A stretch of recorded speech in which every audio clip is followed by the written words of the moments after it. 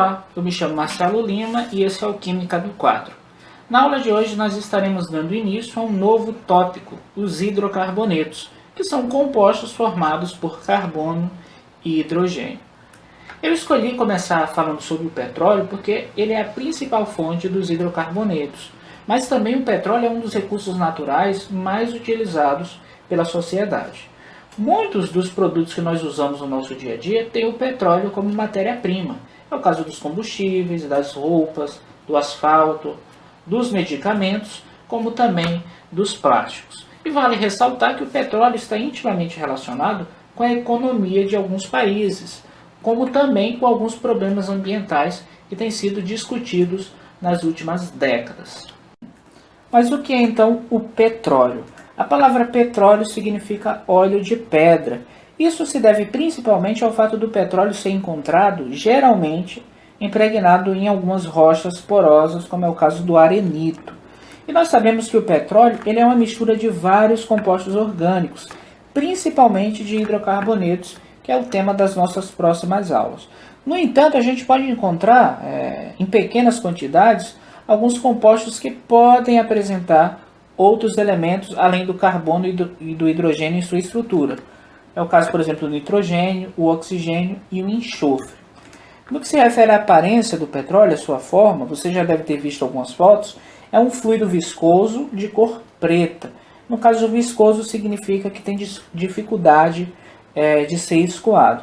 No entanto, essa cor ela pode variar um pouco, desde o castanho mais claro até essa cor mais escura, como eu estou mostrando aqui nessas duas imagens.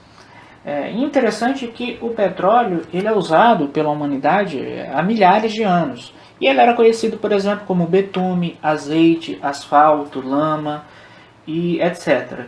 E só mencionando aqui um exemplo, é que o petróleo ele era utilizado em alguns embalsamentos de múmia. Uma das etapas aplicava o óleo, que eles entendiam como óleo, em cima do corpo. Mas ele também foi utilizado na construção das pirâmides, também era utilizado na iluminação noturna das cidades, como também na impermeabilização das casas. Em virtude dessa ampla utilização do petróleo desde tempos muito antigos, existe toda uma sistemática por trás da exploração desse óleo. As etapas principais, primeiro, a localização das bacias sedimentares, e nessa etapa há todo o estudo do solo, da probabilidade de existir petróleo nessa região. Por fim, em seguida, as perfurações que podem ocorrer tanto no solo através de sondas ou no mar, e você já deve ter visto algumas imagens de plataformas marítimas de exploração do petróleo. E existem diversas plataformas, desde a plataforma fixa até o navio sonda. E por último, a extração do petróleo. Interessante que o petróleo ele pode estar a mais de 800 metros, de 800 a 6.000 metros embaixo do solo, tá bom? A nível de curiosidade, eu vou falar brevemente sobre a formação, a teoria mais aceita sobre a formação do petróleo. A teoria mais aceita sobre a formação do petróleo diz que ele se originou do acúmulo no fundo de lagos e rios de restos orgânicos de alguns animais e plantas, como é o caso dos plânctons, de alguns peixes e de algumas algas. E ao longo de milhões de anos, camadas de sedimentos, como é o caso da areia, da terra e calcário, foram sendo depositados sobre essa matéria orgânica em decomposição. Aí, com o aumento do número de camadas, da elevação da pressão e da temperatura, essa matéria se transformou em querogênio, que posteriormente se transformou em petróleo. O petróleo que é utilizado hoje de diversas formas.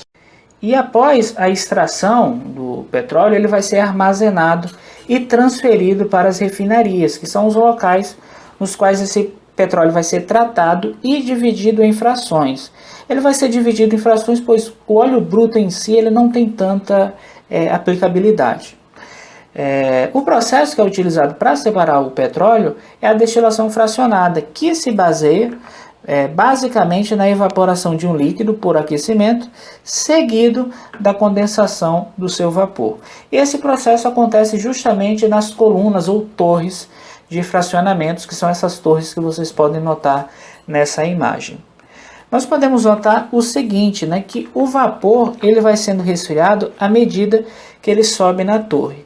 Ou seja, nessa parte superior da torre, nós encontramos os hidrocarbonetos de menor massa molar, né, que possuem menos átomos de carbono. De 1 a 4, por exemplo, nós encontramos os gases.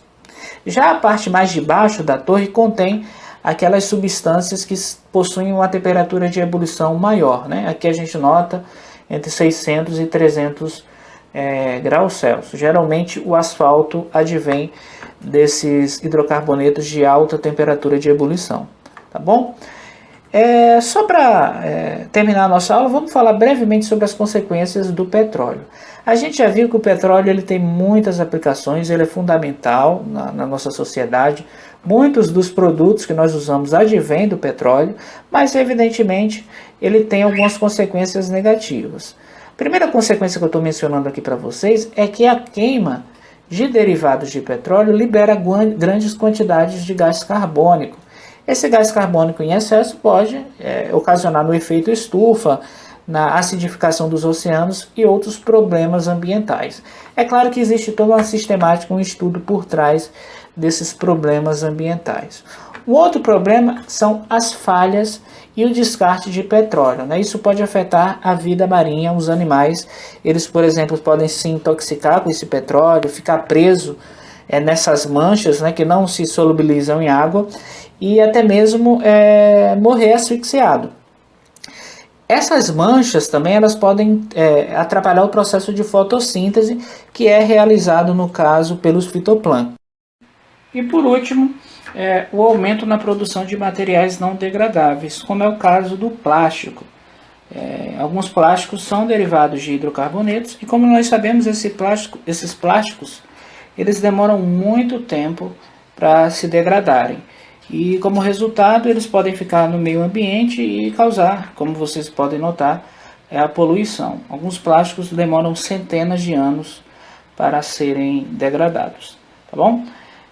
Espero que vocês tenham gostado da aula, espero que vocês se inscrevam no canal, assim vocês vão estar nos ajudando bastante. E nos próximos vídeos nós vamos continuar a falar sobre os hidrocarbonetos.